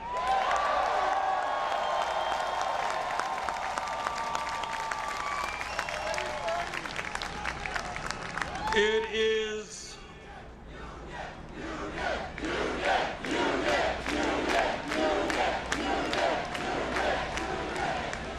millions of workers in this country want to join unions, and today their employers in illegal ways are making that impossible, and that is why our labor law opens the door. And in our first 4 years, we're going to double the number of workers in this country who belong to unions.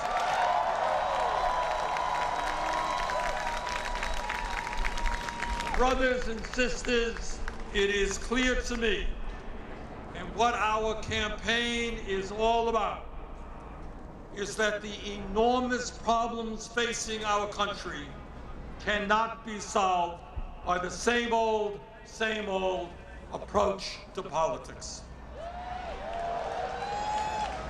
The time is now to tell the corporate elite of this country that enough is enough, and we will no longer accept their greed and their corruption and their attacks against the working families of America.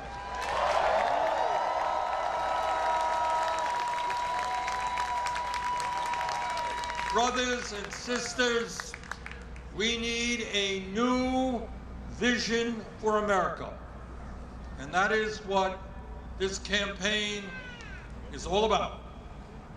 And in terms of political struggle, in terms of how we bring about the transformative changes that we desperately need, I am reminded of a statement made by Nelson Mandela, one of the great leaders in modern history. And this is what Mandela said. He said, and I quote, "It always seems impossible until it is done."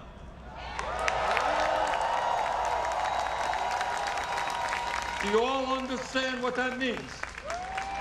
It always seems impossible until it is done. In other words, what the establishment, whether it is the economic establishment, whether it's the political establishment, or whether it's the media establishment, what they want us to believe is that real and fundamental change can never occur.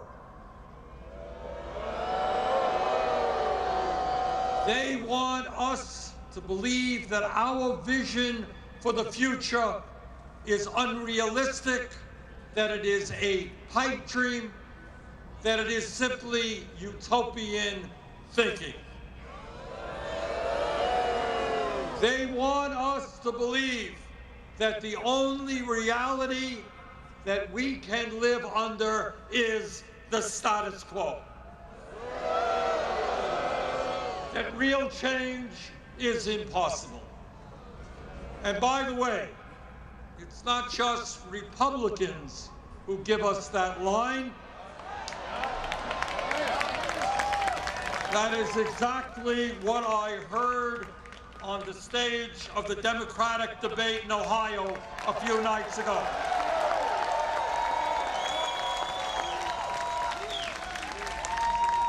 So let me respectfully disagree.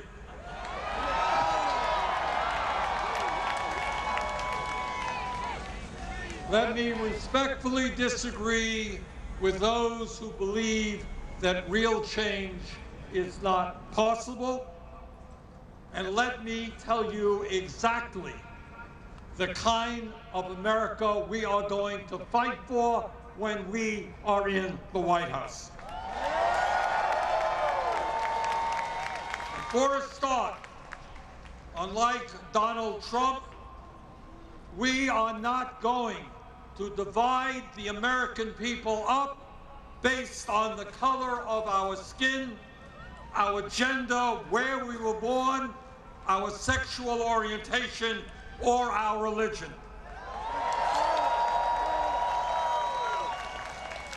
In fact, we are going to do exactly the opposite. We're going to bring our people together.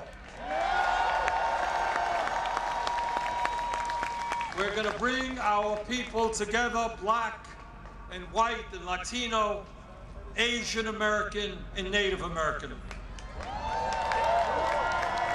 We're going to bring our people together, whether they are gay or straight, male or female, young or old. And together, we're going to fight every vestige of racism, sexism, homophobia, xenophobia, and religious bigotry that exists.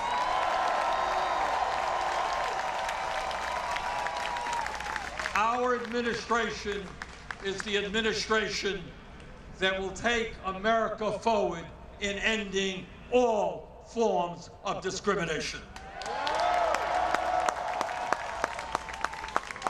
But we are also, as we bring our people together, going to push through an agenda that addresses the pain of the working families of this country. Because we believe that economic rights are human rights.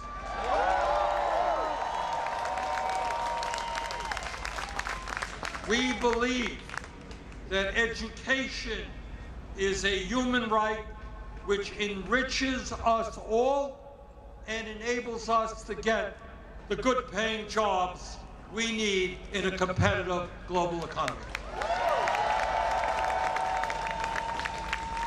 That is why we will implement policy that provides for universal, affordable child care. Every working family has the right to know that their kids are in high-quality child care and are getting the emotional and intellectual nourishment they need in order to grow. And we're going to rebuild public education in this country that gives our teachers the respect and the compensation that they deserve. I want to thank teachers all over this country that have literally taken money out of their own pockets in order to buy the school supplies their kids need. We believe in education, we believe in our teachers, and under our administration, we're going to have the best public education system in the world. And because we believe in equality, we are going to make our public colleges and universities tuition free. We're going to adequately fund our HBCUs. And by the way, we're going to cancel all student debt in America.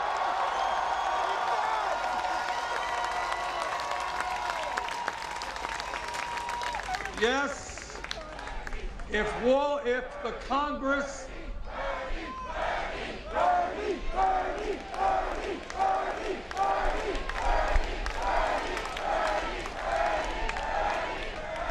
if Congress 11 years ago against my vote could bail out the crooks on Wall Street and provide them with trillions of dollars of zero-interest loans, if Donald Trump and his Republican friends could give over $1 trillion in tax breaks to large profitable corporations and the 1%, if we can spend $750 billion a year on the military, you know what? We can cancel all student debt in America.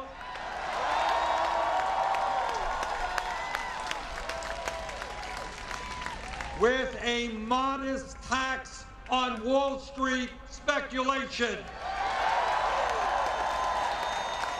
Hey, Wall Street, can you hear us now?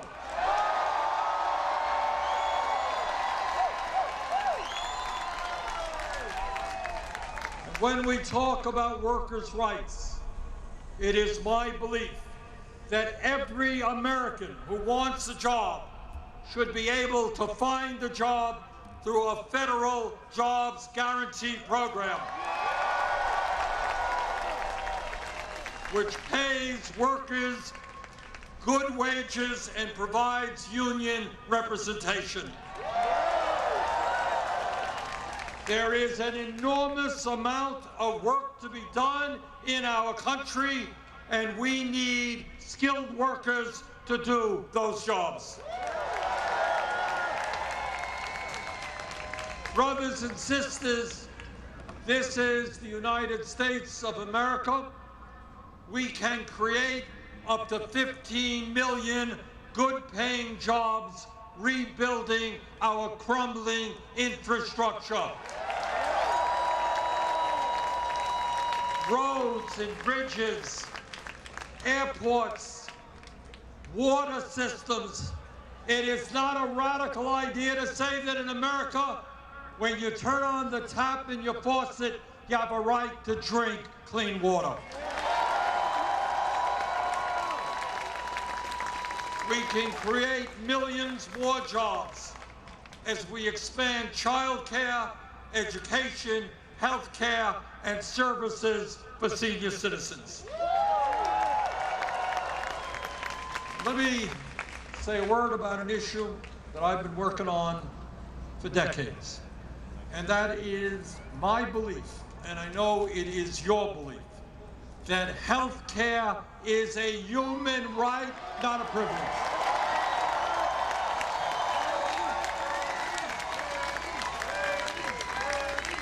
Together we are going to end the international embarrassment of the United States of America being the only major country on earth that does not guarantee health care to all of their people. Brothers and sisters, we will end the absurdity of America spending twice as much per capita on health care as the people of almost every major country on earth, while at the same time, 87 million people are underinsured or underinsured. 30,000 Americans die each year because they don't get to a doctor on time, and 500,000 go bankrupt because they cannot afford to pay their medical bills. We will take on the greed of the insurance companies and the drug companies and pass a Medicare-for-all single-payer program.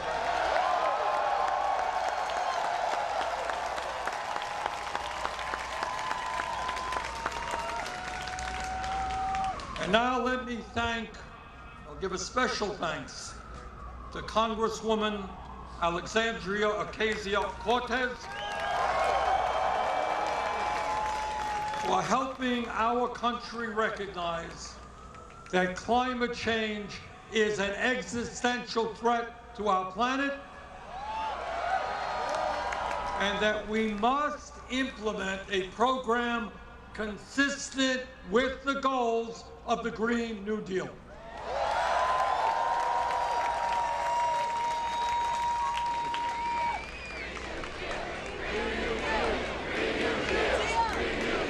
Climate change proposal that I have introduced during this campaign is the most comprehensive climate change plan ever introduced by any candidate running for federal office.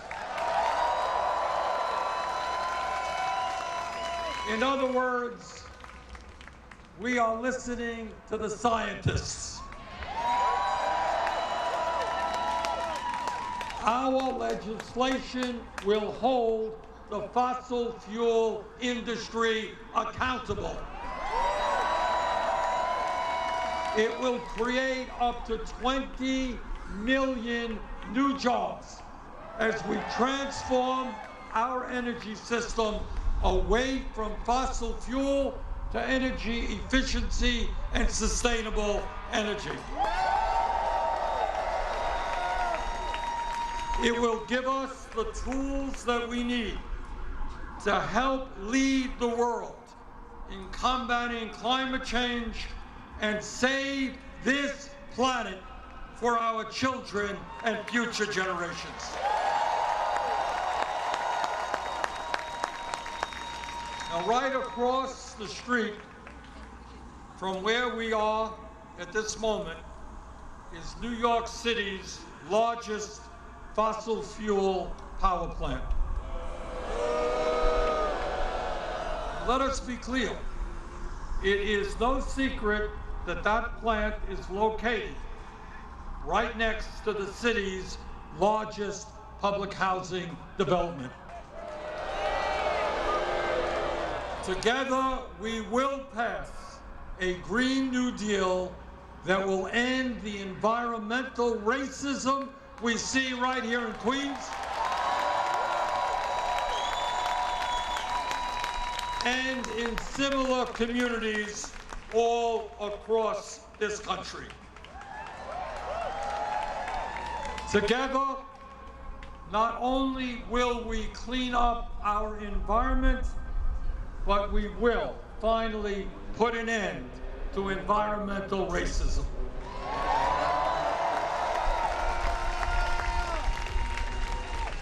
And in the richest country in the history of the world, Alexandria, you and I believe that every American should have a fundamental right to a safe, decent, and affordable home.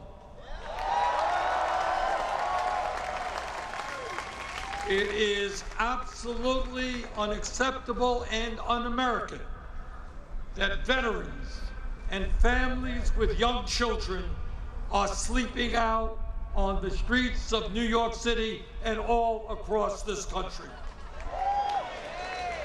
It is unacceptable that 18 million families in America are paying over half of their limited incomes on housing, and it is unacceptable that wealthy real estate developers in New York and across this country are gentrifying neighborhoods.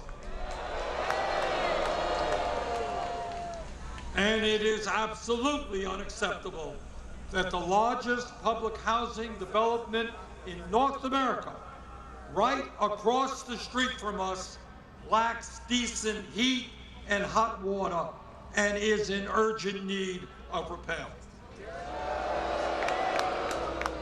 The affordable housing program that we will implement will establish the funds necessary to build nearly 10 million new apartments and homes throughout this country.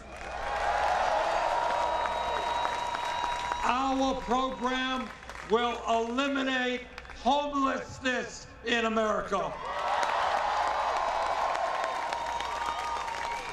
It will end the gentrification taking place in cities like New York, Seattle, San Francisco, and all over America. And our legislation will create a national rent control standard. Landlords all across America will no longer be able to rip off their tenants and throw them out of their homes. And our proposal will provide $20 billion to New York City's Public Housing Authority to repair and modernize its public housing stock, to make all public housing accessible, and to provide access to high-speed broadband for all of its residents.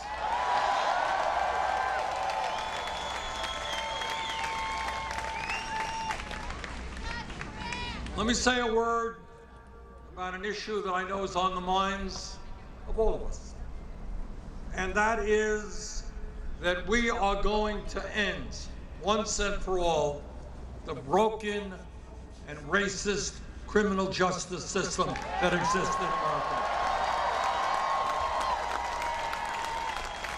We are going to end the international embarrassment of having more people in jail in America than any other country on earth. Instead of spending $80 billion a year on jails and incarceration, we are going to invest in our young people, in jobs and education. Jobs and education, not jails and incarceration.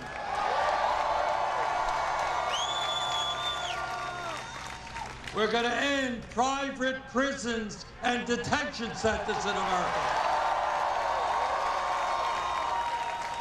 We're going to end the horrifically destructive war on drugs and legalize marijuana.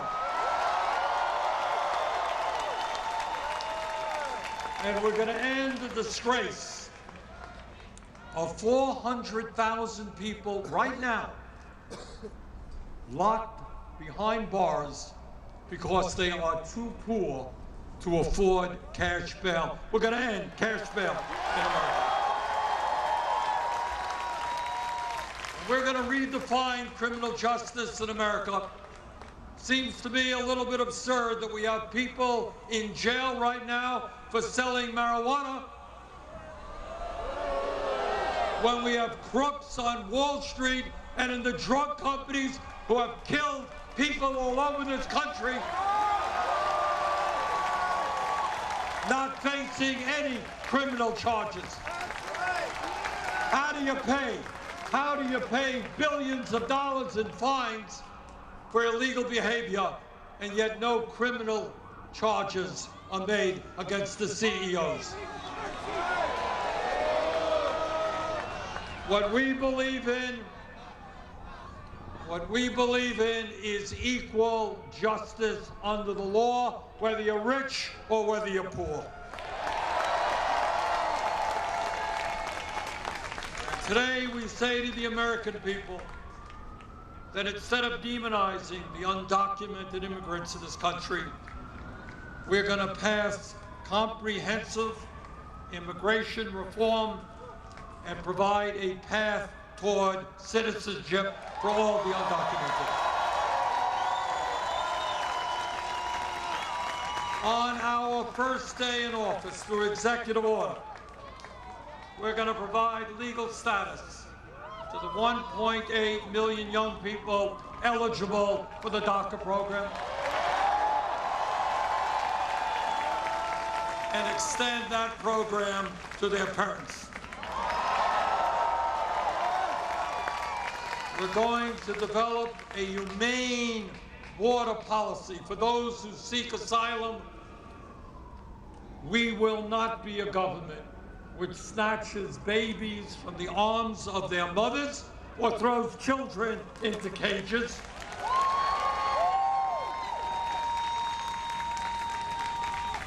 And we will put an end to the disastrous raids of the ICE agency.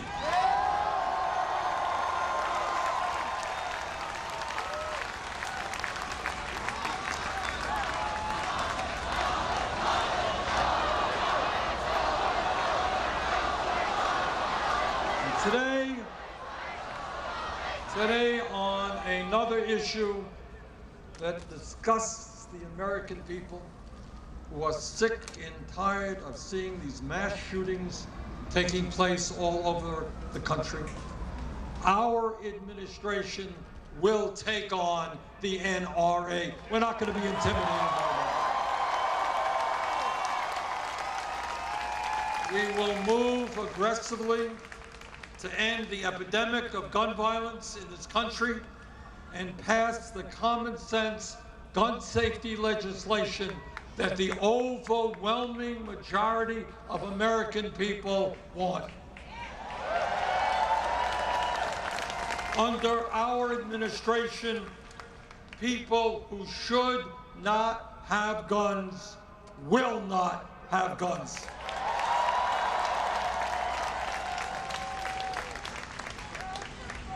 And today, we say loudly and proudly that it is the women of this country who have the right to control their own bodies, not the politicians.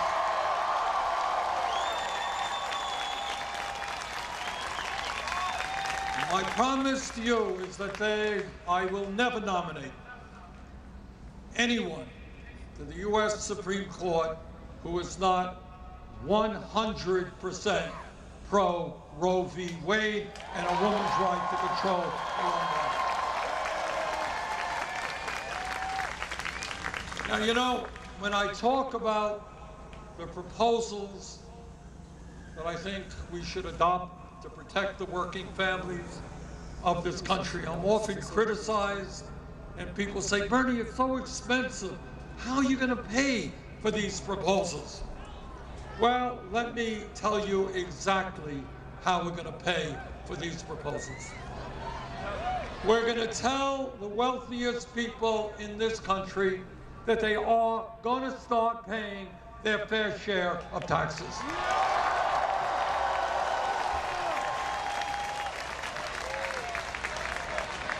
We're going to rescind Trump's tax breaks for the billionaires and large corporations. We're going to end the insanity of providing hundreds of billions in tax breaks and subsidies to the fossil fuel industry. And in my view, we do not have to spend more than the next 10 nations combined on defense spending.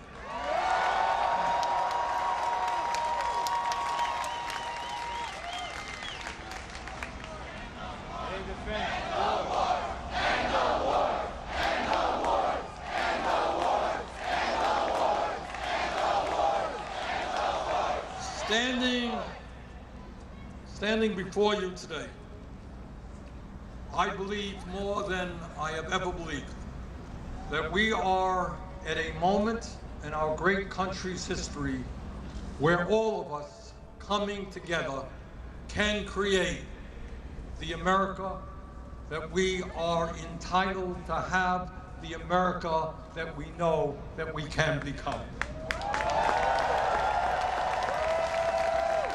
We can create a new America, true to the principles that are supposed to be the foundation of our democracy. And I want to ask all of you to do me a favor, to take a look around you. Just take a look around you right here at this assembly of people. And if you look around you, what you will find that we have people here of every race, every gender identity. We have different religions. We have different ethnicities. We have men and women here. We have people who are young, and we have people who are old. We are a reflection of the diversity and the strength of the movement that we have built. And it is that movement, black and white and Latino, Asian American, Native American, all of us coming together. It is that movement that is going to transform this country.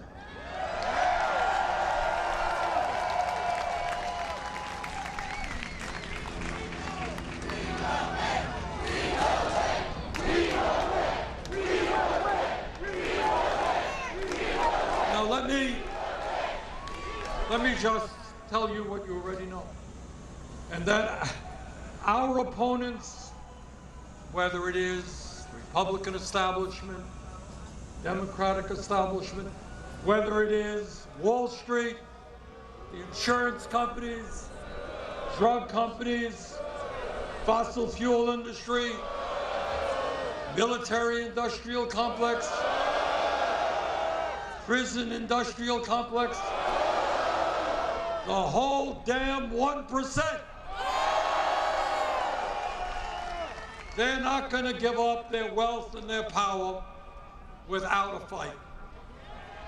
And the question that we have got to answer together is, are we prepared to stand up to them and transform this country?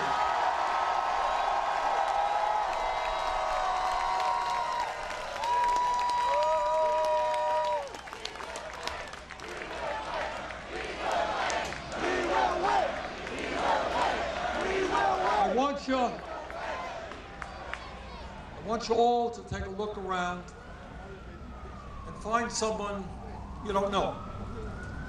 Maybe somebody who doesn't look kind of like you. Maybe somebody might be of a different religion than you. Maybe they come from a different country. My question now to you is, are you willing to fight for that person who you don't even know as much as you're willing to fight for yourself?